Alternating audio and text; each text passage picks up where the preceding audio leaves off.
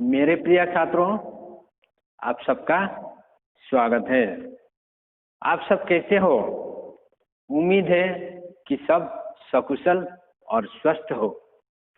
आज के इस वीडियो में आप लोगों के लिए 5वीं कक्षा की हिंदी पाठ्य पुस्तक दर्पण अंतर्गत 11वीं अध्याय की एक रोचक कहानी लेकर आया हूं, जिसका शीर्षक है हीरा और मोती। प्रस्तुत कहानी में दो बैलों की मनोव्यथा का वर्णन किया गया है। कहानी सुनने से पहले आइए जानते हैं कुछ कठिन शब्दों के अर्थ, जैसे सख्त, कड़ा, दुर्दशा, बुरी हालत, बार, हमला, काजी हौस, पशु के बंद गृह, हिम्मत, जोश, साहस, संयोग, अचानक, वाणी, आवाज या बोली, चाकरी, नौकरी, जालिम, दुष्ट, पग है, पशुओं को बांधने का रस्सी। तो अब पढ़ते हैं और सुनते हैं कहानी हीरा और मोती। किसी गांव में झूरी नाम का एक किसान था। उसके पास 2 बैल थे, हीरा और मोती।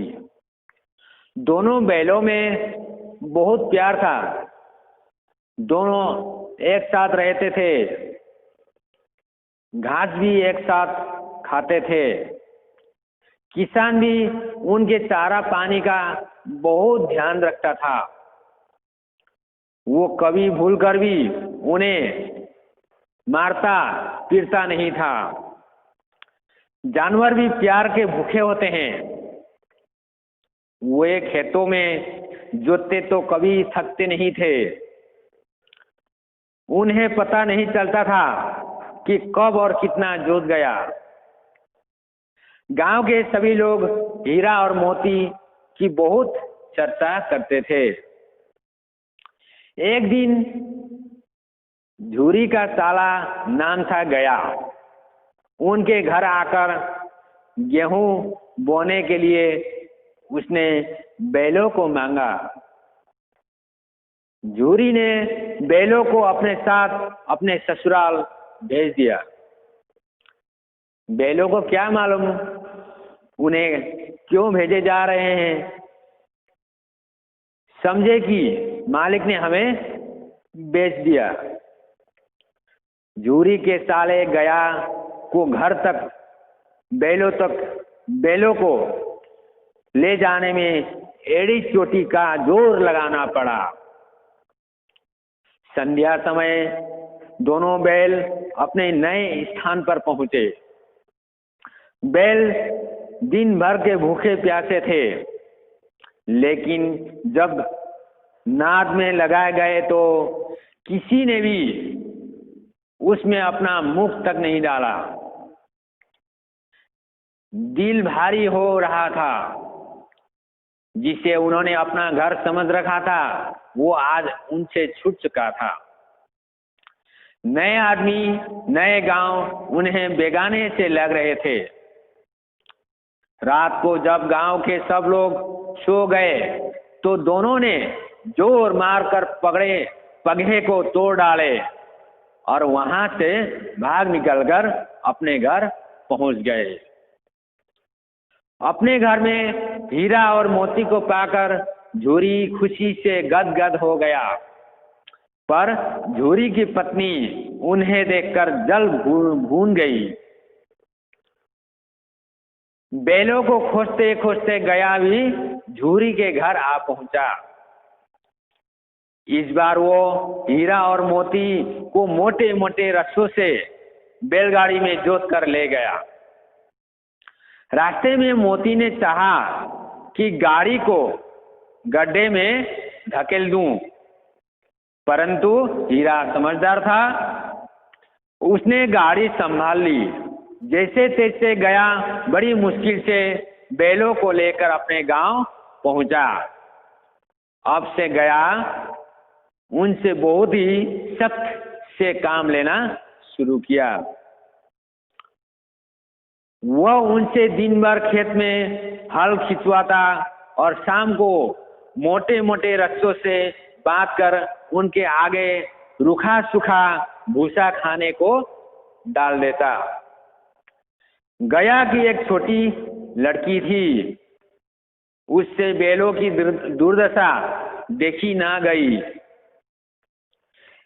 एक दिन उसने मौका पाकर बैलों की रस्सी खोल दी। हीरा मोती वहां से भाग निकले।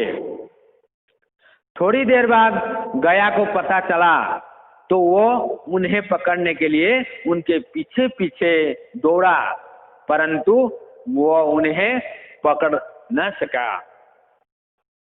दोनों बैल भागते हुए जंगल के पास से गुजरे। वहां उनको सामने से आता हुआ एक सांड मिला। सीधा उनकी ओर लपका। देख हीरा मोती के होश उड़ गए।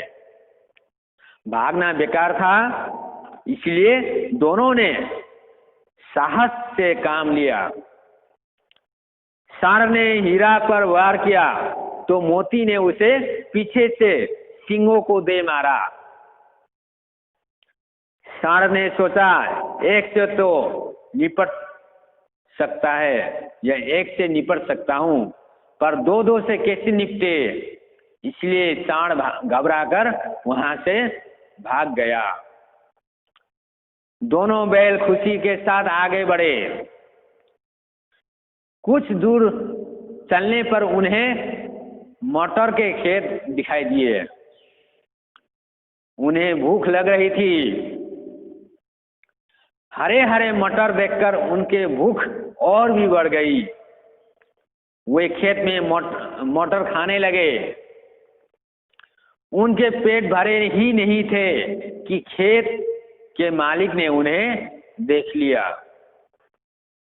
खेत में चारों ओर बाड़ लगी हुई थी। केवल एक ही रास्ता था जहां से वे अंदर घुसे थे। उसने बैलों को पकड़कर काजी हाउस में बंद करवा दिया। जब उन्हें छुड़ाने के लिए कोई नहीं आया तो अगले दिन काजी हाउस वालों ने हीरा मोती को नीलाम कर दिया।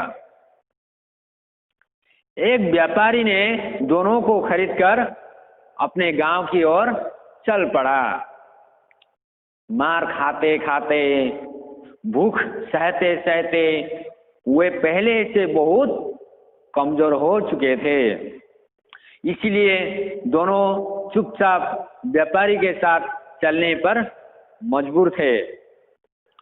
कुछ दूर चलने पर अचानक उन्हें रास्ता कुछ जाना पहचाना लगा। उनसे एकदम हिम्मत आ गई। दोनों बैल तेजी से भागे। व्यापारी उन्हें पकड़ नहीं पाया। बैल दोनों सीधे अपने घर पहुंचे। बैलों को देख झूरी की जान में जान आ गई। वह उनसे लिपट गया। उसने अपने बैलों का पीठ पर हाथ फेरा। इतने में व्यापारी भी वहां पहुंच गया। उसने बैलों को मांगा, पर मोती व्यापारी पर झपट पड़ा। व्यापारी जान बचाकर वहां से भाग निकला। झूरी की पत्नी भी भीतर से दौड़ी आई और उन दोनों ने बैलों को बहुत प्यार किया। फिर उन दोनों ने कभी भी हीरा और मोती गया को नहीं दिए। तो बच्चों, कहानी समाप्त हो गई। आप लोगों को ये कहानी कैसे लगी? शायद अच्छी लगी होगी। इस कहानी से हमें ये शिक्षा मिलती है कि हमें कभी जानवर को सताना नहीं चाहिए। हमें पालतू जानवरों को हमेशा परिवारों की तरह या परिवारों के सदस्य की तरह मानना चाहिए। तो आज के इस वीडियो के साथ मैं आप लोगों से विदाई ले रहा हूं। तो आप लोग घर में रहे, पढ़ाई जारी रखें और सुरक्षित रहे। धन्यवाद।